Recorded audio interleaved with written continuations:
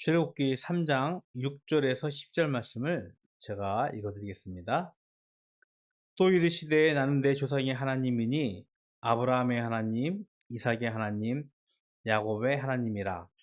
모세가 하나님 배웁기를 두려워하여 얼굴을 가리매 여호와께서 이르시되 내가 애굽에 있는 내 백성의 고통을 분명히 보고 그들이 그들의 감독자로 말미암아 부르짖음을 듣고 그 근심을 알고 내가 내려가서 그들을 애굽인의 손에서 건져내고 그들을 그 땅에서 인도하여 아름답고 광대한 땅, 젖과 꿀이 흐르는 땅, 곧 가나안 족속, 헷 족속, 아모리 족속, 브리스 족속, 히위 족속, 여부스 족속의 지방에 데려가려 하노라.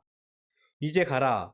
이스라엘 자손의 부르짖음이 내게 달하고 애굽 사람이 그들을 괴롭히는 학대도 내가 보았노니 이제 내가 너를 바로에게 보내어 너에게 내 백성 이스라엘 자손을 애굽에서 인도하여 내게 하리라. 아멘.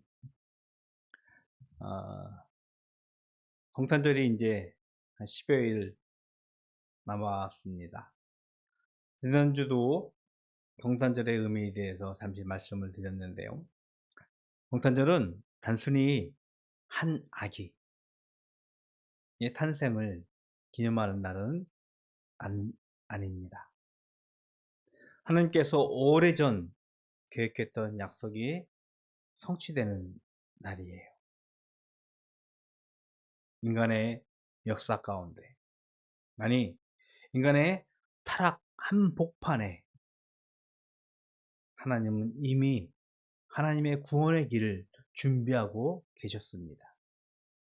지난주 설교한 대로 인간의 최초의 범죄 현장으로부터 하나님은 구원의 길을 계획하시고 구원의 약속을 우리에게 주셨습니다. 그리고 그 약속이 어떻게 성취되어지고 어떻게 이루어지고 있는지를 성경을 통해서 우리들에게 말씀을 하고 있었습니다. 그 하나님의 구원의 사역, 구원의 섭리가 점차 진행되는 가운데 저희들은요, 앞으로 오실 그 구약시대에 앞으로 오실 예수님의 표징으로, 예표로 등장했던 인물 한 사람을 만나게 되어집니다. 그는 오늘 본문에 등장하는 모세라는 인물입니다. 구약의 역사를 잠시 한번 되돌아보겠습니다. 이스라엘이요, 특히 야곱과 그의 아들들이요, 이스라엘 땅에 큰 기근이 일어나게 되어집니다. 그들이 그 기근을 피하기 위해서 먼저 팔려간 요셉의 도움으로 이집트로 이주를 하게 되어지죠. 그리고 이집트 땅에서 그들은 요셉의 보호 아래서 번성케 되어집니다. 성경에서 보니까 400년이 넘는 시간 동안 이스라엘은요, 야곱과 그의 아들들은 이집트에서 거주하게 되어집니다. 그리고 400년이라는 시간 동안 처음에 70여 명이 이주했었는데 무려 수십만 명이 되어지는 놀라운 역사를 번성하는 시간을 갖게 되어졌습니다. 그러나 요셉이 죽고 요셉을 알지 못하던 왕이 이집트의 왕이 되어질 때 이방인이었던 이스라엘 사람들, 히브리 사람들이 번성케 되어짐을 보고 이들을 경계하여서 이들을 이집트 사람들은요, 그들을 노예로 삼았습니다. 정확하지는 않지만 성경에서 여러 곳의 도시들을 이 히브리인들이 지었다라고 기록을 하고 있습니다. 여전히 이집트에는 수많은 그 문명, 여러 가지 고대 그 유물들이 발견되어지는데 그 중에 일부가 이 히브리인들의 손에 의해서 세워졌음을 성경에서도 간접적으로 기록을 하고 있어요. 노예살이, 종의 삶, 상상해 본 적이 있나요? 그들은요, 자유가 없습니다. 자신의 주권이 없어요. 자신의 선택의 의지가 결여된, 상실된 사람들이에요. 하고 싶다고 해서 하는 일, 보고 싶다고 해서 보는 일, 아무것도 할 수 없는, 그저 주인의 명령에 의해서 살아가는 삶을 살아야 하는 것이 종들의, 노예의 모습이었습니다. 그들은 결국 자신들의 노예살이 때문에 크게 신음을 하였다라고 출애굽기 2장에서는 기록을 하고 있습니다. 그런데 성경은요, 그들의 신음이 단순히 육체의 고통에 기인한 것이 아니라고 우리들에게 말씀을 하고 있어요. 말씀드린 대로 자신의 자유, 주권을 빼앗긴, 선택을 빼앗긴 그들의 고통, 그들의 아픔, 그들의 절규가 그들의 노예살이 때문에 결국 있던 모습이었습니다. 근데 이 모습은요, 저희들에게 이런 말씀으로 다가옵니다. 죄의 노예로 살고 있었던 사도 바울은 우리에게 이렇게 기록을 하고 있습니다. 허물과 죄로 죽었다라고. 과거 하나님을 알지 못하던, 예수 그리스도를 알지 못하던 우리의 옛사람의 모습, 허물과 죄로 죽었던, 자유를 빼앗겼고 주권을 빼앗겼고 선택할 수 있는 힘을 빼앗긴 존재의 모습이 이들의 모습이었음을 성경에서는 우리들에게 가르치고 있는 것이었습니다. 우리도 그랬어요. 하나님을 알지 못할 때, 예수님을 알지 못할 때 우리들은요, 살아서 숨 쉬는 것 같았지만 우리의 영은 죽었던 존재였습니다. 자유를 상실한 존재였습니다. 주권을 빼앗겼던 존재였던 것입니다. 하나님은 이스라엘 사람들의 신음소리에 외면하지 않으셨습니다. 그래서 하나님은 한 사람, 모세를 부르셨습니다. 이집트 왕자, 너무나 옛날 영화이기 때문에 재현 녀석이 모를 것 같지만 히브리 노예의 아들로 태어났습니다. 근데 그를 죽여야 하는 당시의 법을 어기고 몰래 나일강에 그 아기를 바구니에 싸서 흘려보냅니다. 그 아기를 이집트의 공주가 건져냈고 그를 양자 삼아서 그를 키웠습니다. 그는 성장하여서 어느덧 이집트의 새로운 지도자의 한 사람으로서 성장을 했는데 자신의 동족이 핍박받는 모습을 참지 못하고 사람을 죽이면서 미디안야로 광야로 도망을 치게 되어집니다. 그때 나이에 그가 40세였어요. 40년 동안 왕궁의 호화로운 생활, 상류층의 생활을 살다가 광야로 도망쳐서 양을 치는 시간, 또 다른 40년을 보내게 되어지죠. 세상 기준으로 본다면 그는 성공했던 인물이 완전히 망가져서 역사 속에 사라지고 그저 평범한 목자의 삶을 살아가는 이로 전락하게 되었습니다. 실패한 인물, 잊혀진 인물이었습니다. 그러나 바로 그 광야에서 모세가 그 광야에서 양을 치던 그 광야에서 하나님이 모세를 부르셨어요. 가시덤불 속에서 불이 타오르고 있습니다. 근데 신기한 게 그 불이 타오르는데 나무는 타지 않고 있어요. 이 모습을 보고 신기하게 모세가 다가가게 되자 하나님이 모세를 부르셨습니다. 그리고 오늘 본문의 말씀을 하신 것이었어요.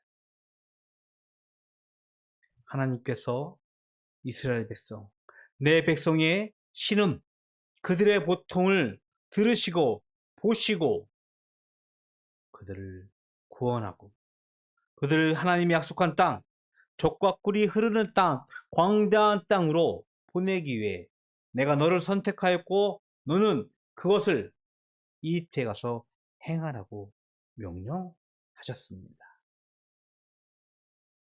하나님께서 자신의 백성을 구원하시기 위하여 노예로 전락한 이스라엘 사람들을 구원하기 위하여 모세를 선택하시고 그에게 하나님의 놀라운 증거들을 보여주셨습니다.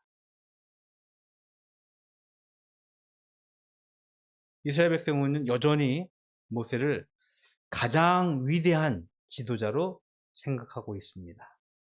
가장 위대한 선지자로 생각을 하고 있습니다. 저희들도 분명히 그렇게 생각합니다. 모세의 업적, 모세의 삶을 바라보면서 그가 행한 일은 정말 위대한 것이다라고 우리는 평가를 하고 있습니다. 하지만 모세가 이스라엘의 구원자로 선택되어졌지만 그는 완전한 구원자는 되지 못했습니다. 결과를 말씀을 드려볼까요? 그는 이스라엘 백성들을 이집트에서 탈출시킵니다. 광야에 40년을 지나면서 하나님이 약속한 젖과 꿀이 흐르는 땅 그곳에 들어서진 못하게 되어집니다. 그가 하나님의 율법을 받고 하나님의 율법을 가르칩니다. 그러나 이스라엘이 그 율법을 듣고 새 사람이 되지는 못합니다.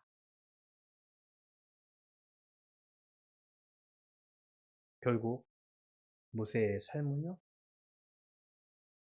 누군가 한 사람을 가리키면서 자신의 삶을 마치게 되어지죠.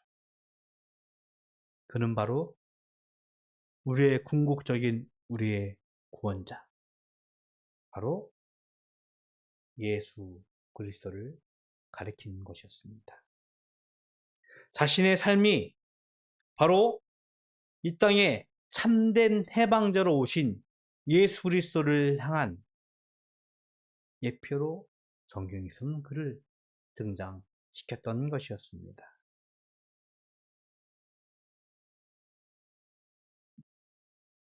이스라엘의 역사를 통해서 우리는 인류의 타락 그리고 억압으로부터 구원받기 위한 하나님의 위대한 계획들을 보게 되어집니다. 그것을 마침내 이루신 분이 바로 예수 그리스도이신데 그 예수 그리스도를 예표적으로 드러낸 것이 바로 모세의 삶이었다. 성경에서는 말씀을 하고 있는 것입니다. 모세가 하나님의 백성을 이집트에서 끌어냈다면 예수님은요, 저와 여러분을 죄와 사망의 권세로부터 건지신 분입니다. 모세가 하나님의 중보자로 서서 하나님의 율법을 전했다면 예수님의 말씀은요, 육신이 되어서 우리 가운데 거하는 참된 구원의 역사가 되어진 것입니다. 모세가 젖과 꿀이 흐르는 땅, 하나님이 약속한 땅을 약속받았다면 예수님은요, 하나님 나라 자체를 우리 가운데 거하게 하셔서 우리가 참된 하나님의 나라를 경험하고 체험하고 그 안에서 살아갈 수 있는 은혜를 주신 분이라는 것입니다. 물론 구약에는요, 이 모세와 같은 여러 예표적인 인물들이 등장을 하게 되어집니다. 다윗이라는 인물도 그랬고요. 수많은 선지자들을 통해서 예수님의 삶이 우리에게 어떻게 보실 건가를 가르치고 있습니다. 동탄은요, 이런 구약의 여러 가지 예표로 등장하던 인물, 미완성된 인물, 그림자와 같은 그런 예표적인 인물들을 마침내 역사 가운데서 성취하신 하나님의 구원의 사건이었습니다. 부분이 아니라 완전한 구원의 그림으로서 우리에게 오신 분이 바로 예수 그리스도. 그의 탄생이 바로 성탄절이라는 것을 우리는 반드시 기억해야 할 것입니다. 그렇기 때문에 여러분들, 성탄을 우리가 준비한다는 것은요, 먼저 우리가 하나님께 구원받아야 하는 존재임을 먼저 고백하는 거예요. 죄와 사망의 권세에서 살았던 우리들의 모습을 온전히 고백하는 것입니다. 우리가 죄의 노예로 우리의 자유를, 주권을 빼앗겼던 존재인 것을 망각한다면 예수님이 이 땅에 오실 필요가 없기 때문이에요. 그저 사람들이 연말연시라고 즐기는 한 명절로 보내면서 흥청망청 보내는 시기로밖에 지낼 수 없다는 것입니다. 방탄은요, 우리가 먼저 죄와 사망의 권세로부터 구원받아야 할 존재임을 다시 한번 고백하는 믿음의 단계를 우리에게 주어진다는 것을 기억하기를 원합니다. 그리고 모세를 보내신 것은 바로 하나님. 그 하나님이 이 땅 위에 예수 그리스도를 보내셨다는 것입니다. 그 하나님께서 이 땅에 예수를 보내실 때는 이스라엘 백성들의 신음을 들으셨듯이 오늘도 저와 여러분의 신음을 들으시고 고달픔을 들으시고 그 신음과 고달픔을 감싸기 위하여 그 신음을 해결하기 위하여 이 땅에 예수 그리스도를 보내셨다는 것을 우리는 기억해야 할 것입니다. 성탄절을 이제 10일 남겨두고요.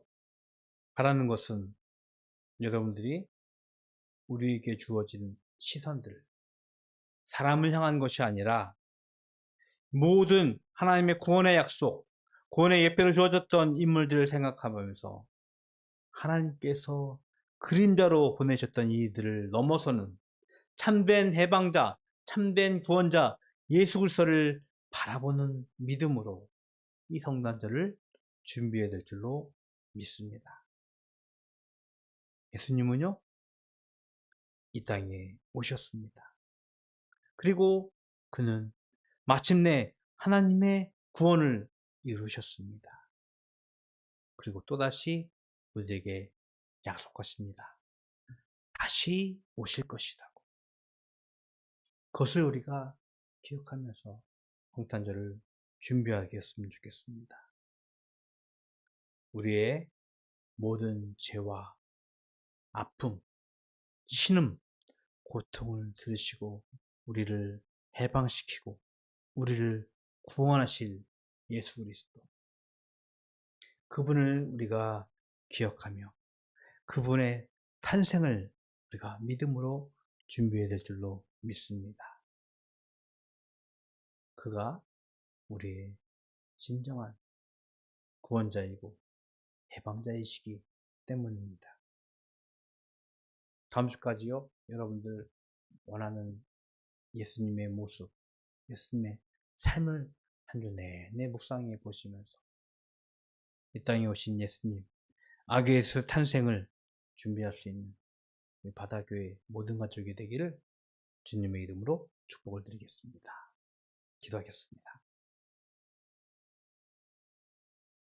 하나님, 감사합니다. 죄와 사망의 권세에 눌려 억압받고 탄압받았던 저희들의 죄의 모습을 고백합니다. 우리를 해방하기 위하여, 우리를 구속하기 위하여 오신 아기 예수의 탄생을 우리가 이제는 준비합니다. 우리는 하나님의 구원받아야 할 존재, 우리의 신음과 고통을 들으시는 그 예수님의 음성을, 예수님의 삶을 우리가 기억하면서 아기 예수의 탄생을 준비하는 저희들 되게 하여 주시옵소서. 하나님께 이 시간 구별하여 예물 드립니다.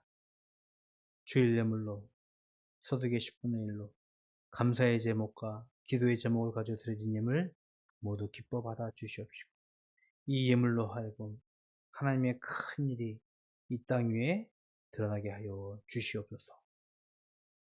지금은 우리 구주 예수 그리스도의 은혜와 하나님 아버지의 그 크신 사랑하심과 성령님의 교통하심이 우리의 신음을 들으시고 구원받아야 할 존재를 깨닫고 우리를 위하여 이 땅에 오신 아기 예수의 탄생을 준비하는 모든 자들을 위해 영원토록 함께 있을지어다.